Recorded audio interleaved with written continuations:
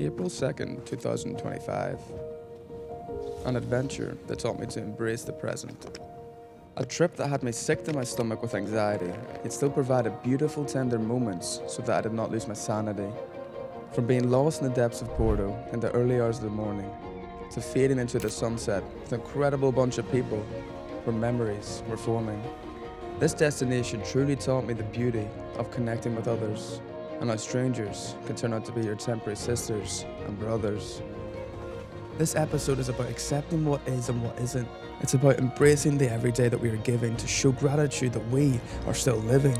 So join me as I delve into this story and share with you the magic that turned my anxiety into glory.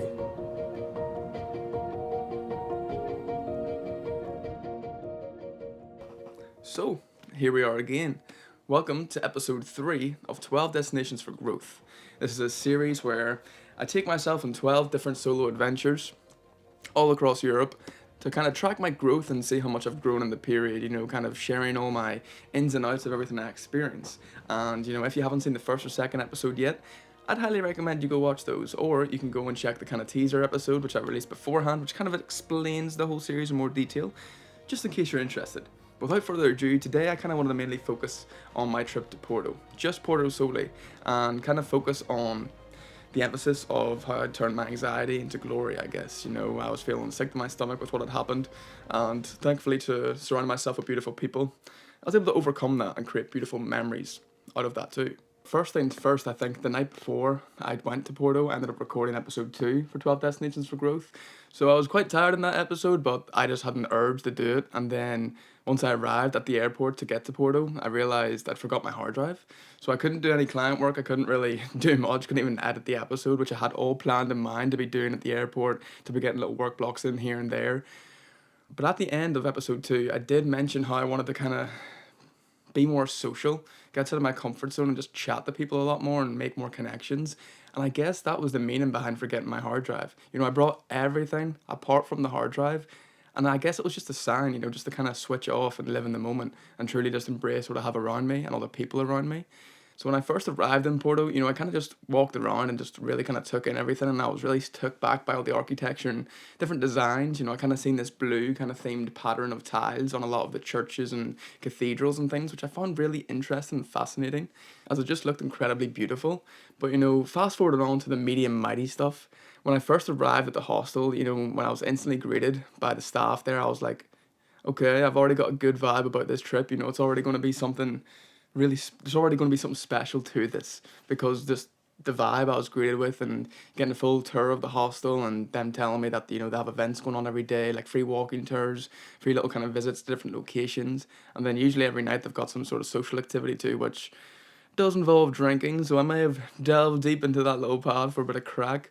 And as soon as I kind of got settled into the hostel, they told me they had a wine tasting session on. So I was like, you know what, why not? They said it was only €5 too. I was like, hey, I'm in the mood to taste some wine. Why not? It was a lovely sunny day too. So went up, settled in, got catching up with some folks, and quickly made my way downstairs. Got showered and everything after traveling.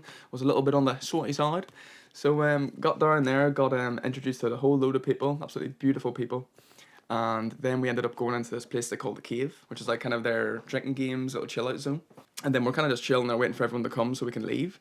And then as I introduced where I'm from, etc., one of the girls were like, well, hey, you'll get on really well with this guy. And this guy just walks in. Absolute legend of a fella. And he's wearing a Lavery's Belfast top. And I'm just sat there to myself like, am I seeing things right now? And I'm like, jeez, where are you from? He's like, Canada. And I'm like, what? Why are you wearing a Lavery's Belfast top? And he's like, man, I went to Belfast a few weeks ago. Incredible place, incredible place. That was a horrible accent. I don't know what that was, but yeah, excuse me. Accents just kind of flow out of me randomly. I don't mean anything by it. It's just a funky way of me expressing myself. But yeah, and then we're just chatting away about Lavery's, chatting about Belfast, getting to know him a bit about Canada, what he's doing, etc. And I was just gobsmacked. I couldn't get over it. Like, once everyone arrived in the cave, we then made our way down to the other side of Porto, like opposite the canal. So there's this big bridge that you can kind of walk across to get to this side. But we finally arrived at the place.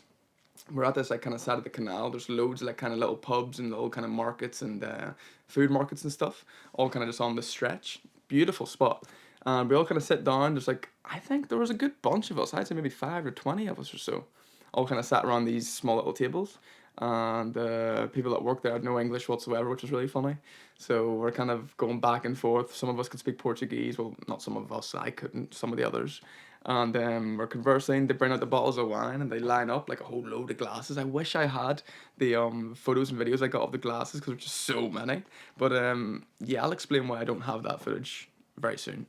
And we're chilling there, having a few drinks or two, and we're sitting there just taking the piss out of each other because none of us were like wine fanatics. There's this one guy, this American guy, lovely fella, but like he was like sitting there sipping. He's like, I'm getting sense of so and so, and then me and this English guy just look at each other, and we're like, yeah, yeah, yeah, I'm getting sense of grapes. Not to be rude, but it's just funny, just having the banter that way. It's mad how quickly when you meet people abroad and you can just click like that, and you can just instantly already start having the banter and taking the piss out of each other. It's beautiful. It's a beautiful way to connect, like having that back and forth crack. And yeah, so we have 4 different types of wine. I think there's like 2 types of white, or maybe there's 5. 2 types of white, 2 types of red, and like a rosé or something. Really, really nice tasting wine. For €5, I can't complain. They're more or less like a quarter glass each. Like, so it's decent size, like, I can't lie. And as we're kind of, just wrapping up, having a good bit of crack, we end up heading back to the hostel. And the girl who was kind of taking the event, she was like, you know what, we may as well go for a little sunset. So we all go up and we all just like settle on this massive big hill. Not massive, but a big stretch of a hill. And we're all sitting there, and then someone put into the group chat. So there's like a hostel group chat so you can know where people are and what events are happening, etc., etc. And then we end up all just sitting there chilling. And guys just like come up out of nowhere with massive big coolers just shouting Superbock, Superbock, Superbock. And they have these big coolers and they'll come up and they've like all types of beers for you. And if they don't have the beer, they'll be like, 1 second, you can just see them running away and they come back 5 minutes later with another one. But they literally just walk around with their ice coolers and will sell you a bottle of beer for like €1.50 or something like that. It was class. And some guys were more expensive than others who are trying to suss out the right guy every time. We were just sitting there with a few beers and just enjoying the view. And the view was incredible. It was like the perfect day for a sunset, really. You couldn't have got better. And we're just watching the sun going down. And then by the time I'm looking around, I'm like, geez, there's even more of us. There's like 20 to 30 of us all just sitting on this wee hill, just all having the crack. And yeah, so then we're sitting there chilling. And then there's one girl who's sitting there, who's bursting to go to the loo. So they're running around laps of wherever we were, trying to find a toilet. And then I'm like, Flip, I kind of need to go to the loo too. No, I can't lie. So then I'm thinking, I'm like, okay, okay. And the sun's about to get to the perfect spot. If I run now, I know there's a restaurant across the road. I can get there. So I run over. The restaurant's closed, so I've got to keep going and going and going. Finally get to a little pizza place. I'm like, mate, please, please, please, can I just use your bathroom? I'm bursting here. I'm bursting. He's like, yeah, no worries. Go down the second floor. Get there. Release the bladder, feel amazing, go up to him, tip the guy, because I'm like, thank you so much, and then go on my jolly way. And I'm kind of running back to kind of make sure I don't miss the beautiful sunset, see all the colours. And as I get back to the hill, no one's there. They've all got up and left. In their defence, or like, in all fairness, I didn't tell them I was going to the bathroom. I kind of slipped away because I was bursting. And I was in a rush to make sure I don't miss the sunset. And then I'm about to whip out my phone, and my phone's dead. And I can't remember how we got back, how we got here, or where we're going. It's still bright, thankfully, so I'm trying to think. I see a crowd walking one way, run on over to them. It's none of them. But in my head, I'm like, okay, there's this big bridge. We did cross the bridge, so I'll cross the bridge and just keep walking till I see something familiar. 5, 10 minutes pass on, thank God. I recognise the hill where the hostel is. Go on up there and start chatting to everyone, telling them how the ditch made everything, just taking the piss. They were like, well, you went on your own accord, you didn't tell anyone, which is all fair. But I guess it's a subtle foreshadowing for the next part of this story. But yeah, so later on we ended up having like a few drinking games and then we had karaoke. So we're making our way to the karaoke bar, we all have to kind of sign a song or something and give it up to the DJ and put our name down and everything, and then there's this big projector. Your name comes up on it and the song you're about to sing. So what did I put down? I think it was Miss Jackson by Outkast, and I was like, yes, I'll smash this song, smash this song. So my song comes on, I jump up and I'm sitting there singing away. My wee mate with the Lavery's top is up there beside me supporting, and we're just having a blast. And yeah, I come back down, everything's going mad. There's some mad guy with like a sailor costume starts singing some song, going crazy. And then he like runs down to me, gives me this little light wand and all this shine in the air, and then he starts like putting the mic to my mouth, and I have no clue what the song is. So I'm just sitting there like, yeah, yeah, yeah, okay, okay, okay. And then thankfully one of the girls I was with recorded this and just recorded my face because I was in an absolute shock. But it was just a laugh. And then I was just continuously chilling, supporting everyone else from the hostel, going up singing their songs. So it was a cracking vibe. And I'm sitting there at the bar getting a wee beer. And out of nowhere, I just hear someone shouting my name, and I look up, my name's on the screen again, Ross, Zombie. One of the British folks just put down my name to sign Zombie, and I was like, oh, flip, flip, flip, right, forget about the drink, mate. I'm on stage here, I gotta go. So I just run up. And, like, you have all the lyrics right in front of you, but I couldn't even read them. I don't know what, like, I could read them, but I just couldn't make sense of them. So the only lyrics I really could think of in that song at the time was, Zombie. So I kind of gave up on singing the lyrics and just try to hype everyone up in the crowd. And I don't even remember what happened, but it was class crack. And then fast forward on towards the end of our karaoke. I met some local guys from Portugal. I just started chatting away to them, and they were like, yeah, yeah, yeah, we're gonna head out to the club now. So do you wanna join us?" And I was like, "You know what? I'm only in Porto once here, so may as well make it the best."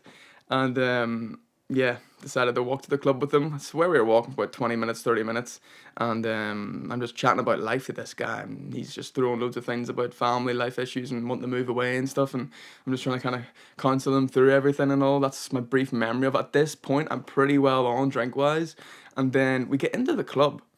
Honestly, I've no clue what happened to the club. I think I was with them for like 10 minutes, and then I must have went to get a drink or something, lost them. This place was massive. It was like, I think 4 floors or something.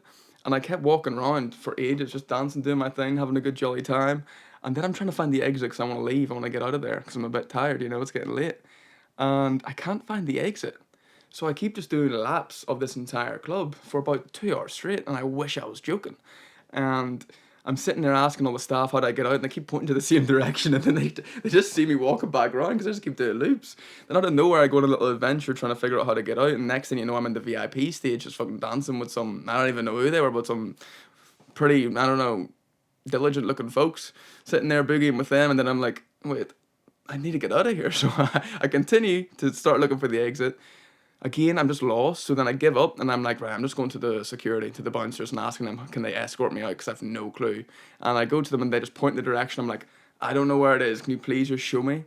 And there's this one little kind of blackout room that literally looks like a cloak kind of room to hang up your coats. And I'm like, okay. And he just walks through it and I'm like, it looks a bit sketchy. I don't think I can go through there. He's like, no, no, no, come on, come on. And literally walk through there and there's the exit. There's the exit out. And then I finally get out, kind of stressed and just panicking, and I'm like, oh, thank God, what a relief. I thank all the bouncers, security, and everything, and just go on my way. And then I was pretty well on. I don't even really remember much of this, but I just remember walking for ages in the wrong direction, not even checking my phone. And as soon as I go to check my phone, I don't have it. I don't have it. So I'm sitting there kind of panicking. I really honestly don't remember much at this point.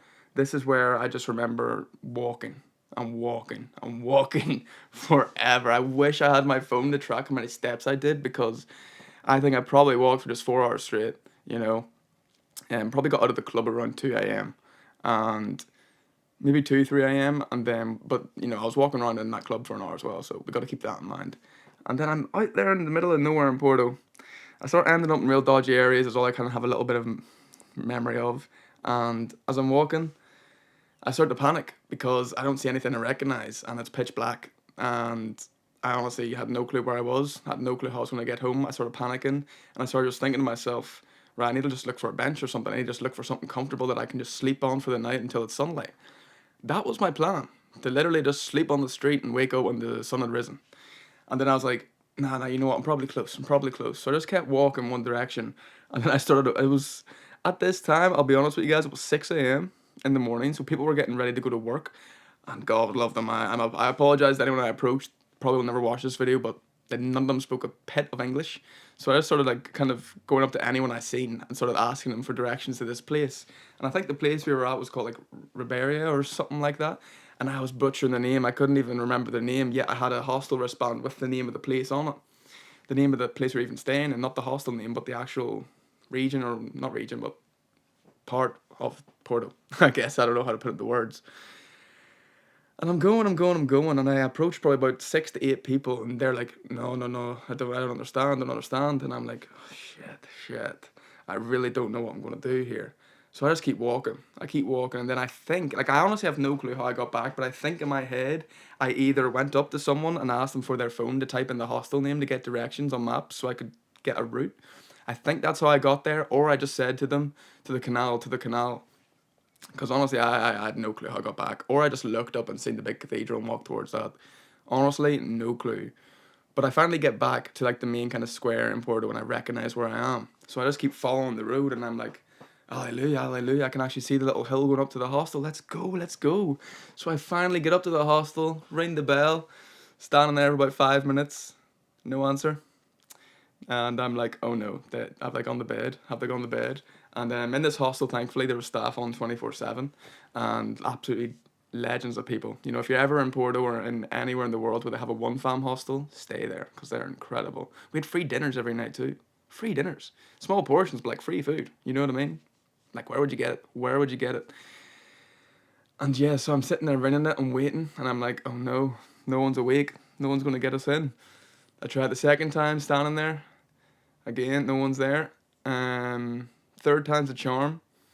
Ran it the third time, and thank God, a girl comes and answers it. Absolute legend of a woman too. Opens it, and she's like, "Oh, I'm so sorry. I didn't realize there was anyone there. Usually, people just ring the bell as they're kind of. It's a bit of a awkward area at night, so some people might just be off their heads, running to the buzzer, trying to get in. And if they can't see them, they're not going to answer the door. So like the buzzer's a bit, maybe like a foot away from the door, and I was kind of standing up, leaning up against the buzzer because I was half cut at this point, just knackered, just ready to get into bed. And then finally, I got let in, and I started telling her everything that happened, and she was like, "Oh my God!" And I'm like, "What time is it?" She's like, "It's 6:30 in the morning," and I'm like, "Oh, oh, what have I done? What have I done?" So instantly, just get up to my hostel, up to my room, pop in bed, go to bed, wake up. I wake up feeling a bit sick to my stomach with what had happened the previous night, and I'm like, I had a weird memory. I lost my phone. So I start checking my pockets, and I'm like, oh no, oh no, this wasn't a dream. This is real. This is real. Check all my bags, every pocket, like 5 times, no phone. So I'm like, okay, what do I do now? I can either lie in bed all day and just feel sorry for myself and feel sick to my stomach with anxiety, or I can just push myself to go and surround myself with good people and see what happens. So then the common theme of my entire trip then to the people I met was I was the guy that lost the phone. So I just kind of go around and start making jokes out of it. Why not? And there's this hilarious German girl, and like she just kept teasing the life out of me for it, and like it was so funny. And like I would just keep saying to her, too soon, just please, just too soon. And she keep apologizing because she keep asking me how like the process is going with me finding my phone. And I'm just dying, sitting there like just crippled with anxiety, don't know what to do, but in my head I'm like, you know what, this happened for a reason. You know, my phone's kind of due an upgrade anyway, so when I got back home I could get a new phone, no bother. Just took a little bit. And yeah, the whole theme of this trip was me being the guy that lost his phone and just making a laugh out of it. You know, like so many people were like to me, why are you not panicking, why are you not, you know, like just sad, like and I'm just like, I mean, life's too short to be sad, you know what I mean? Like, I mean, life's too short to be worrying about, you know, what you don't have anymore. You know what I mean, like that kind of thing. So I just kept saying to people, it's like, listen, I'm in Porto, I'm around brilliant people. I'm either going to laugh it off or cry. You know, there's two jurisdictions here, and I'm going to choose one of them. I'm going to choose one of them. So I just kept laughing it off, having the crack, and then we'd just sit with everyone in the hostel. The first day I didn't really do much. We went to some sort of cathedral, I think, actually, that was right beside us, which was lovely. Had like really nice views and everything. So my idea after losing my phone, you know, my dad said this recently over dinner, and he was like, losing the phone to young people is like losing an arm to us back in the day. And I was like, you know what, you're not wrong, because like realistically, I can do everything off my phone, work, plan life, and you know, just do stupid things. You know what I mean? Like you can do everything off your phone, and that's when I realized when I lost it that in my head originally I was panicking because I use Google Maps for everything, you know, but then I realized it's like, well, when I'm trying to get from A to B when I'm abroad, I do use my phone and I'm looking at it more than I probably should be looking around at the streets. You know, I try not to take it off them, but I just take it out to make sure I'm on the right track. And then I realized it's like, well, hey, I got to go back to my geography skills in school and start using maps. So there's like touristy maps and all that now you can pick up. I think I ended up trying to print off a map too, but I had my laptop with me thankfully, so I was able to like study the map that way. So I could study everywhere I wanted to go and etc. etc. So when I went out for little adventures, I didn't go too far because I was nervous I'd get lost.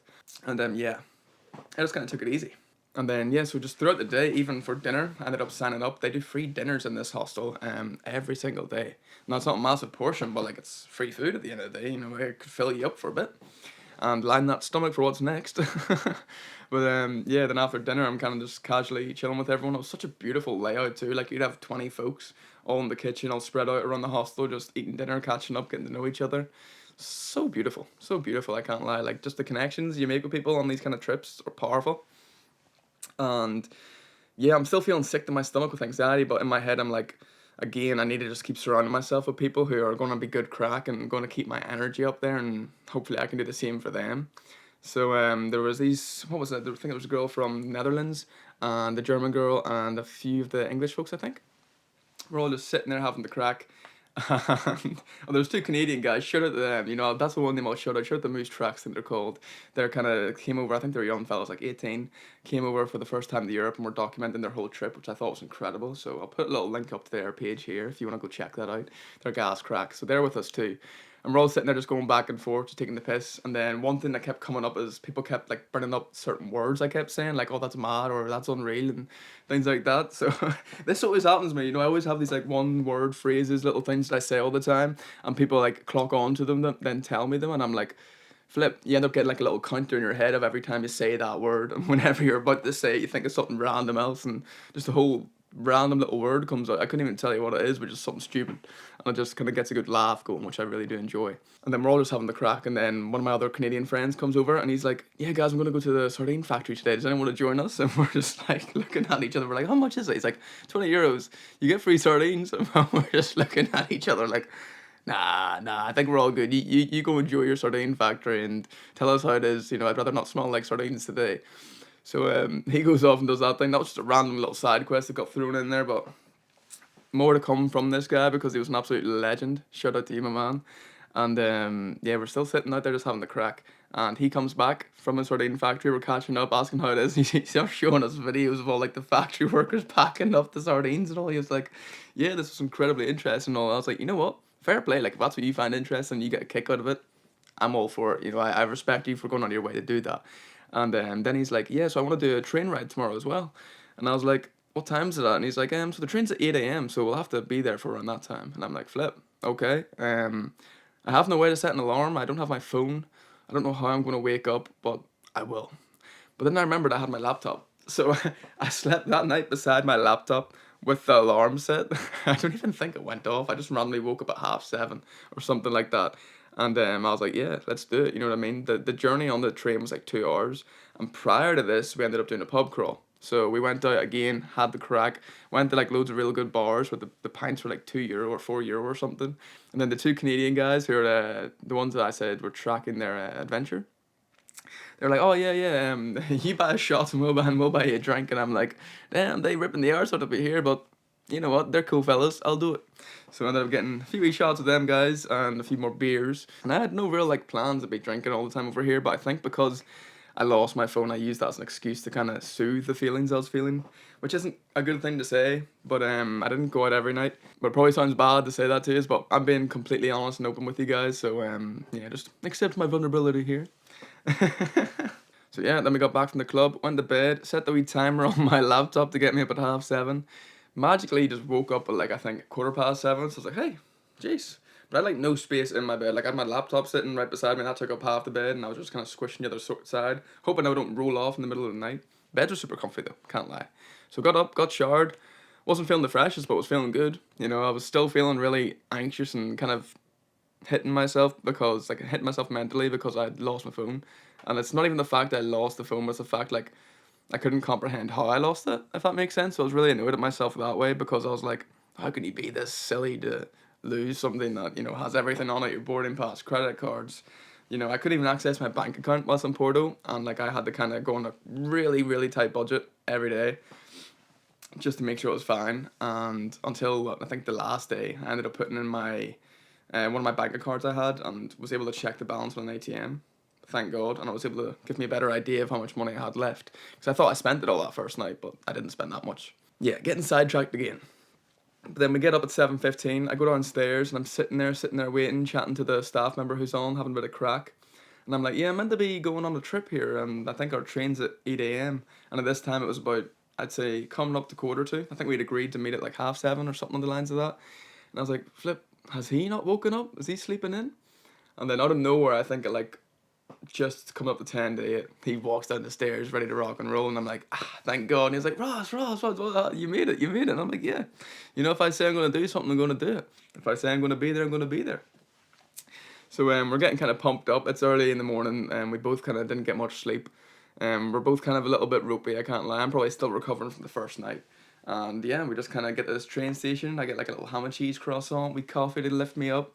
And yeah, we get on the train, and the train ride was absolutely stunning. I believe we went to a place like Pink Cow or something like that. Can't remember the name. If I can find it, I'll put it up on the screen. And yeah, just got loads of footage on the train. It was an absolutely beautiful kind of little adventure. Get to the place, and like, there's not much there, I can't lie. There was like 2 restaurants. We walked around the whole place, I think twice, looking for a restaurant. So I ended up going to this one little place. Went there, got a wee beer for the hair of the dog. And yes, we started kind of walking back, long story short, walking back to the train. But we were looking for a toilet because we were both bursting. Finally get to a toilet, but we have to walk to the other side of the town to get to it. The town's not big, you can walk around it in like 15 minutes. So we're walking to the other side of the town. Our train is like kind of in the middle of the town.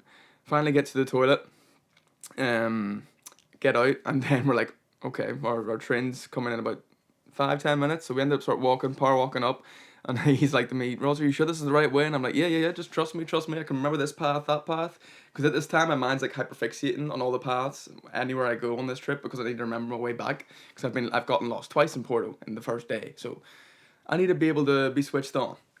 And I end up, what was it we did? Yeah, we're rocking up to the place, and we can see a train sitting there, and we look at each other like, is that our train? Is that our train?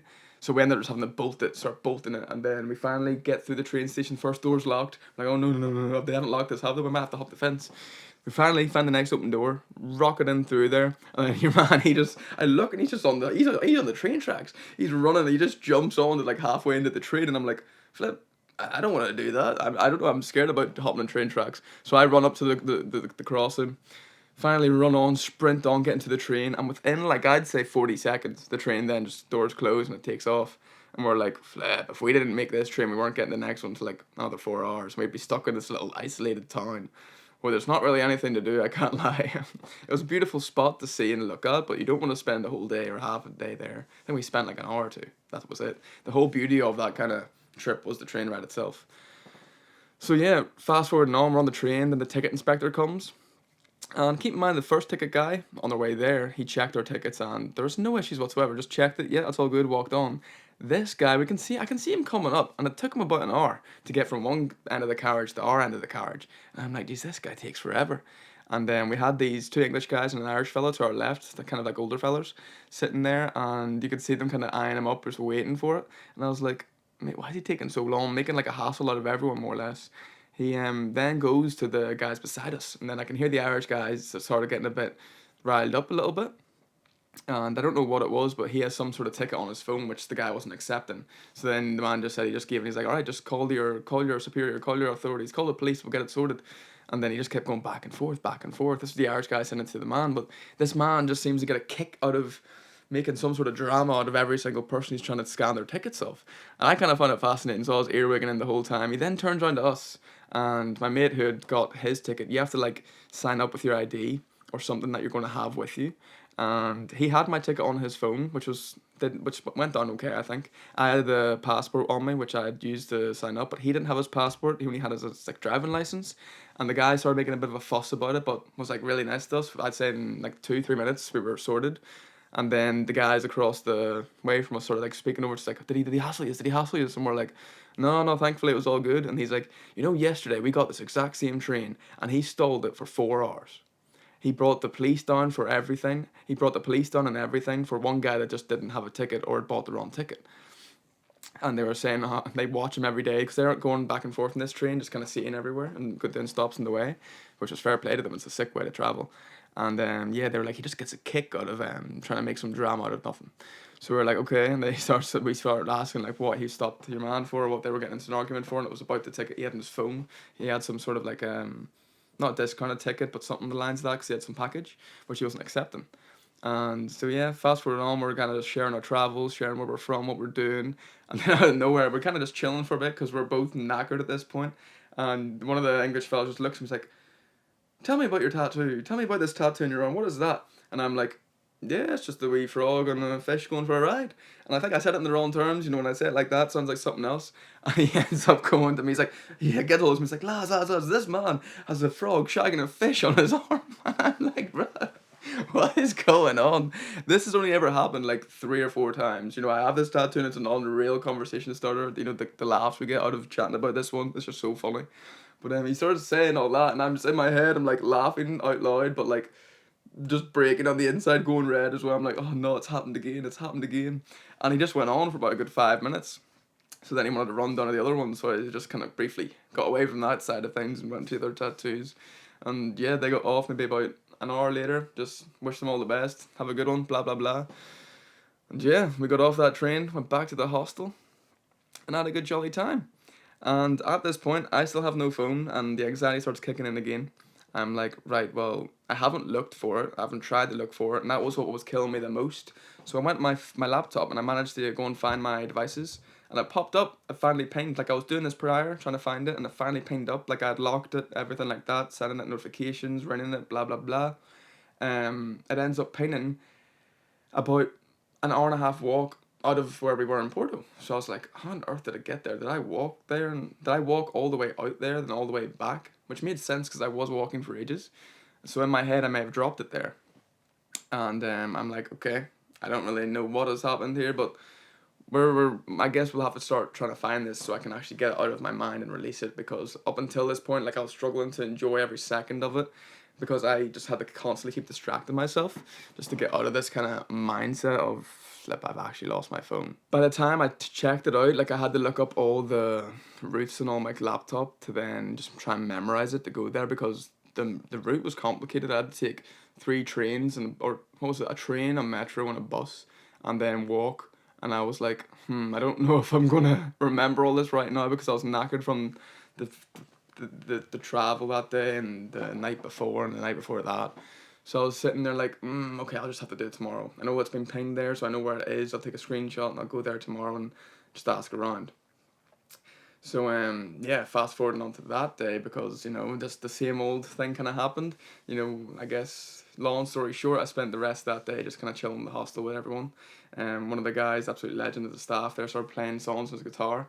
We all kind of sat in a little circle around him and just sang along, just little songs. Lumineers being played a lot, so it was a good wee vibe, some familiar tunes, and we just kind of, had a nice chill one to kind of help me take my mind off things.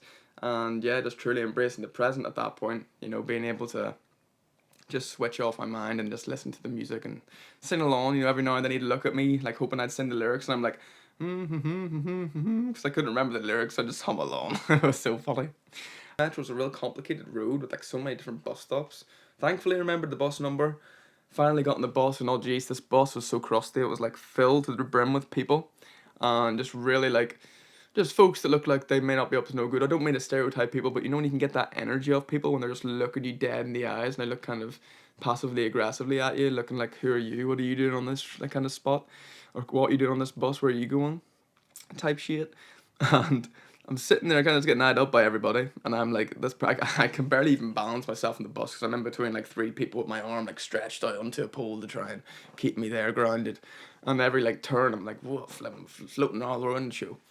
And then this kid gets on with this baby and the mother get on. The kid just starts screeching and screaming. And I'm like, oh no, where am I going? And I'm just seeing the bus take all these crazy turns, and I'm like, I think we're going into the ghetto.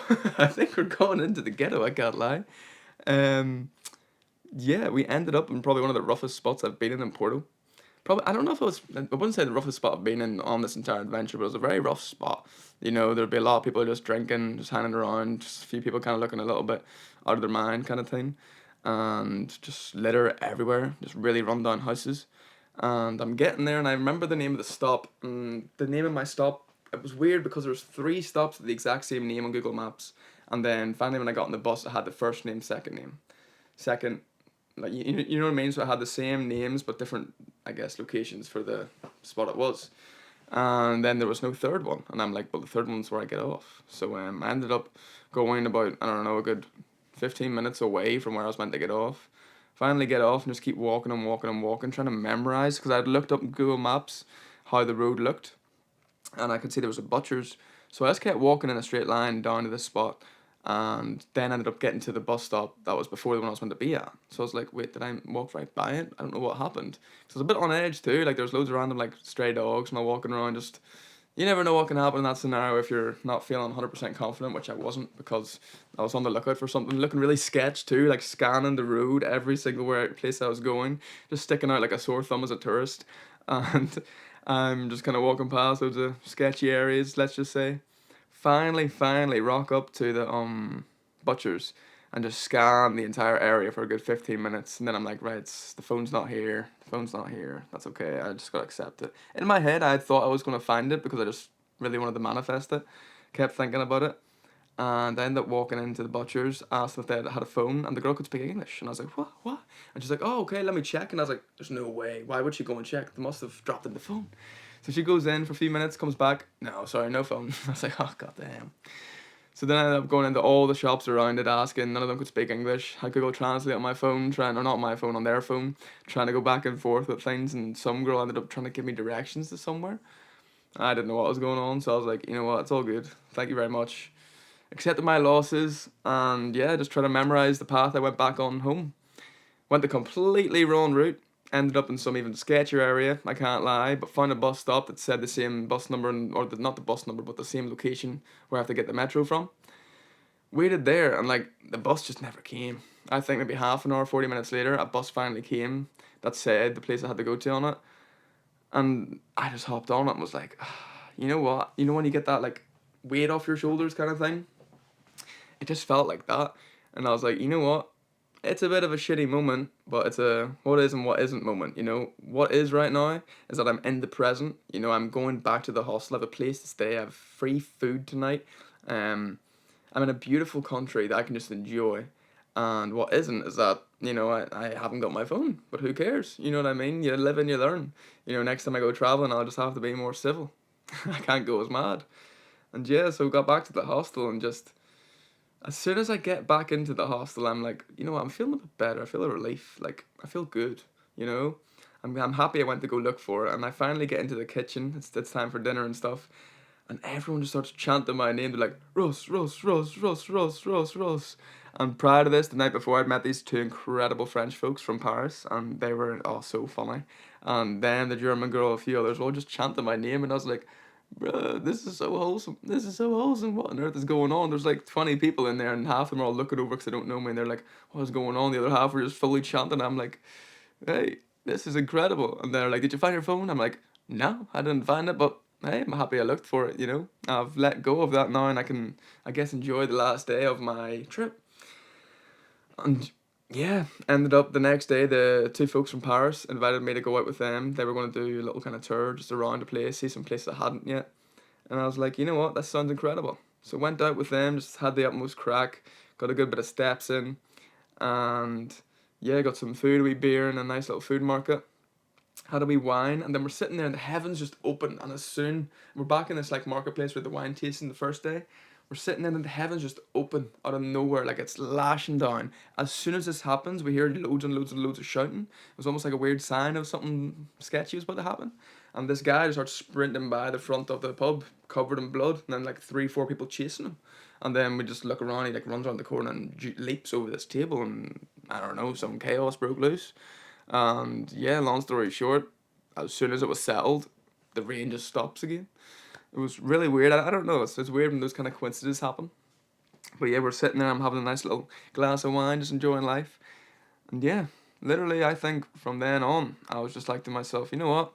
I'm super proud that I went on this trip and how I was able to turn that sickness feeling inside of my stomach into almost the glory of memories. Because now when I'm making this, like I'm excited making it, I'm happy making it, and I'm enthusiastic about telling this story because it truly does show that, like, if you are feeling extremely anxious in life, there's always something you can do to turn that around.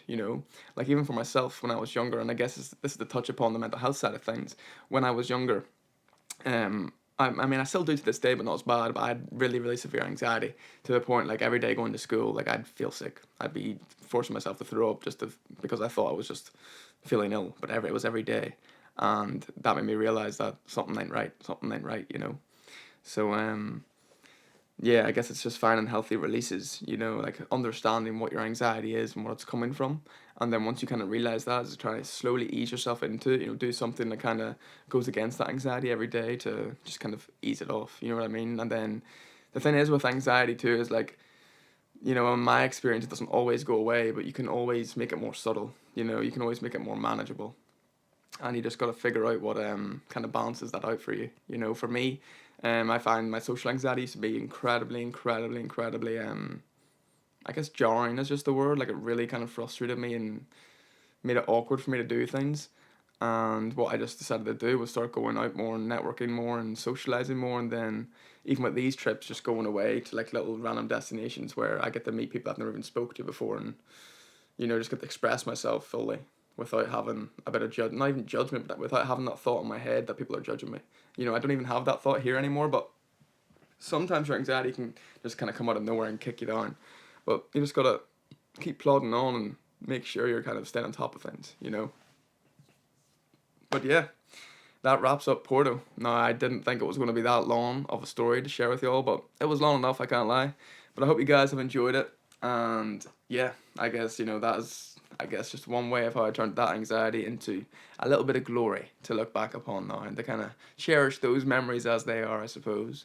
But yeah, as always, guys, thank you so, so much for watching this video. And, just remember, if you're struggling with anxiety or you're struggling with your mental health at the moment, it will get better. You just kind of got to tune into it a little bit, realize and start to learn what's going on. And, even if you can't, you just got to keep doing something every day. Just keep taking a step forward every day. Even if you take 2 steps back the next day, you're still making progress. And at the end of it all, just know you're loved. And the world is a completely better place because you're in it. So you may not realize this at the moment, but in a few years' time, when you look back, you'll realize how much effect you have in this world.